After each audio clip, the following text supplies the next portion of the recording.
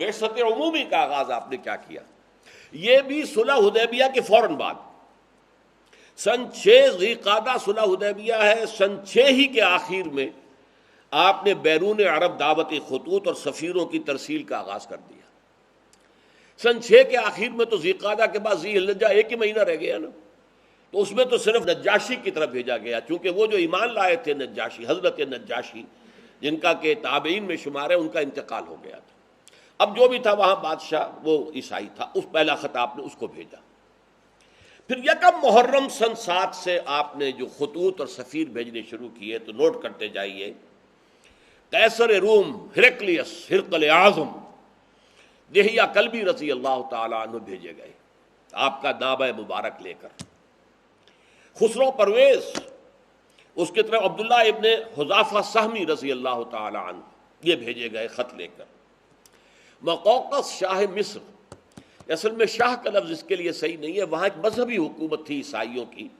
اور پیٹریارک جو کہلاتا تھا عیسائیوں کا، جو سب سے بڑا جو ہے سردار ہوتا تھا، وہ وہاں کا بادشاہ تھا۔ ان کی طرف حضرت حاتب ابن ابی بلتع، وہ جن سے غلطی ہو گئی تھی فتح مکہ سے پہلے کہ انہوں نے ایک خط لکھ دیا تھا اپنے عزیزوں کی جان بخشی کے خیال سے، اور وہ مکے والوں کو اطلاع دے دی تھی، حضور نے خفیہ رکھا ہوا تھا اپنے مکے کی طرف جانے کو، لیکن انہوں نے اطلاع دے دی تھی وہ، لیکن ان کے بارے میں آپ کو معلوم ہے حضور نے فرما دیا تھا کہ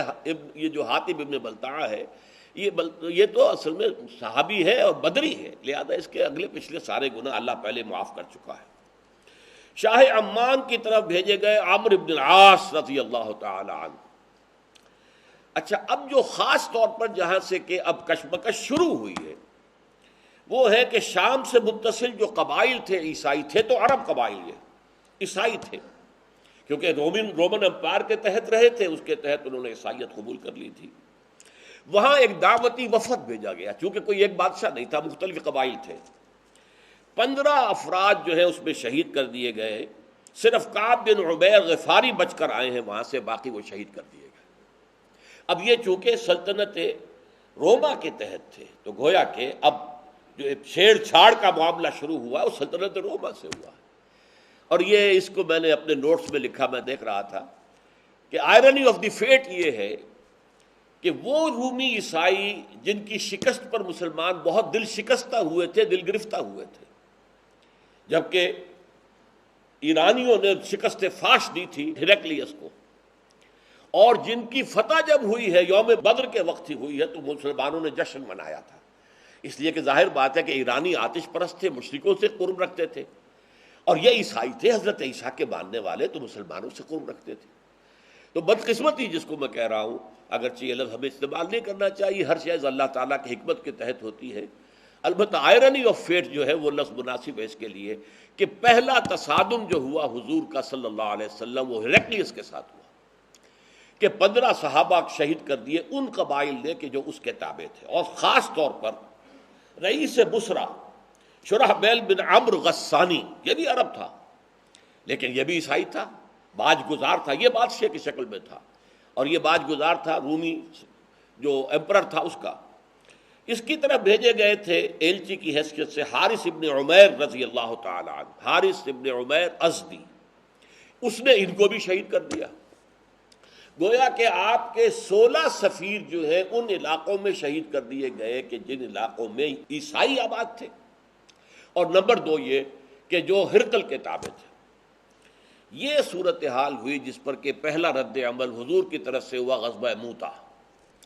اسے غزوہ کہتے ہیں، اگرچہ عام طور پر خیال یہ کہ غزوہ اسی کو کہتے ہیں جس میں حضور بھی شریک ہوئے ہوں، حضور اس میں شریک نہیں ہوئے، لیکن ظاہر بات ہے سفیر کا جو قتل ہوتا ہے وہ اعلان جنگ ہوتا ہے۔ اب گویا کہ شام کے ان عیسائیوں کی طرف سے اعلان جنگ ہو گیا، تو حضور نے ایک لشکر تیار کیا 3000 افراد پر مشتمل صحابہ کرام کا، اور اس میں گویا کہ آپ کو پہلے سے معلوم تھا کہ کیا حالات پیش آئیں گے۔ آپ نے 3 جو ہیں سپہ سالاروں کا اعلان کر دیا کہ پہلے زید ابن حارثہ ہوں گے رضی اللہ تعالیٰ عنہ، اگر وہ شہید ہو جائیں تو جعفر ابن ابی طالب جو حضور کے چچا زاد بھائی ہیں، حضرت علی کے بڑے بھائی جعفر ابن ابی طالب، اور اگر وہ بھی شہید ہو جائیں تو عبداللہ ابن رواحہ، یہ انصاری ہیں رضی اللہ تعالیٰ عنہ۔ یہ 3 کا آپ نے نام لے کر تعین کر دیا۔ اب وہاں کیا ہوا، جب یہ 3000 کا لشکر جو ہے یہ حدود شام میں داخل ہوا تو معلوم ہوا کہ وہاں تو تیار ہے ایک لشکر 1,00,000 یا 2,00,000 پر، زیادہ روایات 2,00,000 کی، مقابلے کے لیے تیار ہے۔ اب انہوں نے مشورہ کیا کہ یہ ہم 3,000 ہیں، وہ 2,00,000 ہیں، فرض کیجیے 1,00,000 بھی ہوں تو کہاں 3,000 کہاں 1,00,000، کہاں 3,000 کہاں 2,00,000۔ لیکن سب لوگوں کا کہنا یہ تھا، حضرت زید بن حارثہ نے جب مشاورت منعقد کی کہ ہمیں تو شہادت چاہیے، ہمیں فتح شکست سے کوئی غرض ہی نہیں، فیصلہ وہ مقابلہ کریں گے۔ لیکن مقابلہ تو کیا، بہرحال آخر کچھ نہ کچھ تو دنیا میں ریشو پروپورشن کا معاملہ ہوتا ہے نا، طاقت کا عدم توازن، لہذا وہاں صورتحال بہت مخدوش ہو گئی۔ حضرت زید بن حارثہ شہید ہو گئے، حضور نے مدینے میں اعلان کر دیا زید شہید ہو گئے، اب کمان سنبھال لی ہے جعفر ابن ابی طالب نے، وہ بھی شہید ہو گئے، حضور نے اس کا بھی اعلان کر دیا۔ پھر اس کے بعد عبداللہ ابن رواحہ وہ بھی شہید ہو گئے، جن 3 کا نام حضور نے لیا تھا تینوں شہید ہو گئے۔ اب حضرت خالد ابن ولید نے، یہ میں کہنا بھول گیا کہ صلح حدیبیہ کے بعد جو اندرون ملک عرب حضور کی دعوتی سرگرمیاں ایک دم تیز ہو گئی تھی، اس کا نتیجہ یہ تھا کہ خالد ابن ولید جو غزوہ احد میں عارضی شکست کے ذمہ دار تھے، اور عمرو ابن العاص جو سفیر بن کر گئے تھے قریش کے اور گئے تھے نجاشی کے پاس کہ ہمارے بگوڑے یہ آ گئے ہیں مسلمان یہاں پر، یہ ہمارے غلام ہیں، انہیں واپس کرو، یہ دونوں ایمان لے آئے اسی دوران میں، فتح مکہ سے پہلے۔ اور حضور نے فرمایا صحابہ سے کہ مکے نے اپنے جگر گوشے تمہارے قدموں میں ڈال دیے ہیں، یعنی یہ کوئی معمولی آدمی نہیں ہے، خالد ابن ولید کوئی معمولی انسان نہیں ہے، عمرو ابن العاص کوئی معمولی آدمی نہیں ہے، مکے نے اپنے جگر گوشے جو ہے وہ تمہارے قدموں میں ڈال دیے۔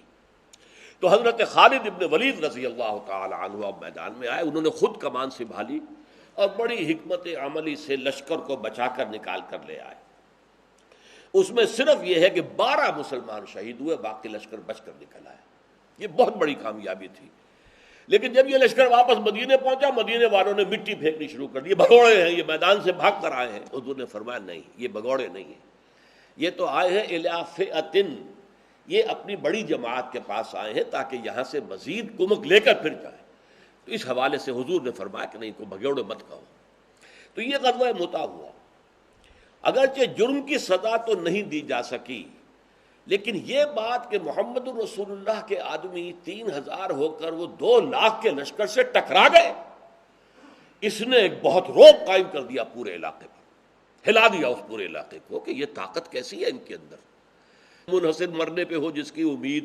نا امیدی ان کی دیکھا چاہیے، جس کی امید مرنے سے منسلک ہو جائے، مرنا سب سے بڑی کامیابی ہے، شہادت فی سبیل اللہ، تو اس کو کسی شے کا خوف ہوگا؟ سب سے بڑا خوف تو اسی کا ہوتا ہے، جان نہ چلی جائے، اور جو جان دینے ہی کو سب سے بڑی کامیابی سمجھے، منحصر مرنے پہ ہو جس کی امید نا امیدی اس کی دیکھا چاہیے۔ تو گویا کہ ایک بہت بڑا جو ہے زبردست رعب پڑ گیا، اور جس کے نتیجے میں سلطنت روما کی جو ہے جڑیں ہل گئی۔ اس کے بعد پھر ہرقل نے تیاری کی زور شور کے ساتھ، تو نپ دی ایول ان دی بڈ، یوں سمجھیے کہ اب یہ جو ہے ابھرتی ہوئی قوت جو آ رہی ہے جزیرہ نما عرب سے، اس کو ختم کرنے کے لیے اس نے اتنا بڑا لشکر تیار کیا کہ مدینے میں مسلسل حالت خوف طاری رہتی، ذرا سا پتہ کھڑکتا تھا آ گئے رومی، آ گئے رومی، آ گئے رومی، آ گئے۔ رومیوں کے آنے کی یہ خوف جو ہے مسلمانوں پر وہاں تھا، مشرکین بھی تھے وہاں، وہ منافقین بھی موجود تھے۔ لیکن بہرحال نبی اکرم صلی اللہ علیہ وسلم نے 30,000 کا لشکر تیار کیا، آپ تبوک تک پہنچے، اور تبوک سرحد شام کے اوپر 30,000 کا لشکر لے کر 30 دن تو لگے ہیں آپ کو جانے اور آنے میں، 15 دن، 20 دن آپ نے وہاں قیام کیا۔ ہرقل میدان میں نہیں آیا، اپنی فوج لے کر پیچھے ہٹ گیا۔ اس کی وجہ کیا ہے؟ ہرقل پہچان چکا تھا، جب آپ کا خط گیا تھا، دعوتی خط حضرت دہیہ کلبی رضی اللہ تعالیٰ عنہ لے کر گئے تھے، اس نے خط پڑھتے ہی پہچان لیا، وہ عالم تھا، عیسائی عالم، کہ یہ وہی ہیں کہ جن کی نوید جو ہے وہ تورات اور انجیل میں تھی۔ وہ چاہتا تھا ایمان لے آئے، اور اس کا تفصیلی واقعہ آپ سیرت کی کتابوں میں پڑھیے کہ اس نے پوچھا کوئی عرب یہاں آیا ہوا ہے؟ معلوم ہوا کہ ہاں، ایک عرب قافلہ جو ہے کاروان تجارتی آیا ہوا، ابو سفیان کی سرکردگی، اس کو بلایا، ان سے مکالمہ کیا، اور مکالمہ کر کے ایسی باتیں نکلوائیں اگلوائیں ابو سفیان سے، اس وقت تک وہ مشرک تھا، کہ جس سے سب لوگوں کو معلوم ہو گیا کہ یہ واقعی اللہ کے رسول ہے، اور یہ تو ہرقل جو ہے یہ تو مسلمان ہونے پر گویا کہ آمادہ ہے۔ اس پر ایک بڑا جوش و خروش پیدا ہوا درباریوں میں، سپہ سالاروں میں، ان کا غصہ، ان کے نسلیں پھول گئے۔ تو ہرقل ڈر گیا، وہ چاہتا تھا جیسے 325 سال قبل قسطنطین اعظم جو تھا، ایمپرر کانسٹنٹائن، اس نے عیسائیت اختیار کی تھی اور پوری رومن امپائر عیسائی ہو گئی تھی۔ اسی طرح اب بھی ہو جائے کہ میں مسلمان ہو جاؤں اور پوری رومن امپائر مسلمان ہو جائے۔ لیکن یہ کہ جب اس نے دیکھا کہ میرے درباری، میرے مصاحبین، میرے سپہ سالار یہ تو نتنے ان کے پھول رہے غصے سے، تو وہ اپنی وہ جو بیڑیاں پڑی ہوئی تھی سلطنت کی، بادشاہت کی، انہی میں بندھا رہ گیا اور اس نے انکار کر دیا۔ پہچان چکا تھا، اس نے ساری تیاری اس اعتبار سے کی تھی کہ اس کا خیال تھا کہ جیسے غزوہ موتا میں حضور نہیں آئے تھے، مسلمانوں کا لشکر تھا، اس طرح شاید اب بھی محمد نہ آئے صلی اللہ علیہ وسلم۔ جب اس نے دیکھا محمد خود آئے ہیں صلی اللہ علیہ وسلم، اس کو پہچان چکا تھا کہ یہ اللہ کے رسول ہیں، لہذا وہ پیچھے ہٹنے میں عافیت سمجھی۔ چونکہ یہ ایک بڑا محاورہ ہے غالباً انجیل کے اندر ہے کہ وہ جیسے کہ چھری اگر تربوز یا خربوزے پہ پڑتی ہے تب بھی خربوزہ کٹتا ہے، اور اگر خربوزہ چھری پر گرے گا تب بھی خربوزہ ہی کٹے گا۔ اس طریقے سے چھری کا تو نقصان نہیں ہوگا، اللہ کا رسول جس سے ٹکرائے اس کے لیے شکست لازم ہے، اس لیے وہ پیچھے ہٹ گیا۔ حضور وہاں 20 دن قیام کر کے واپس تشریف لے آئے۔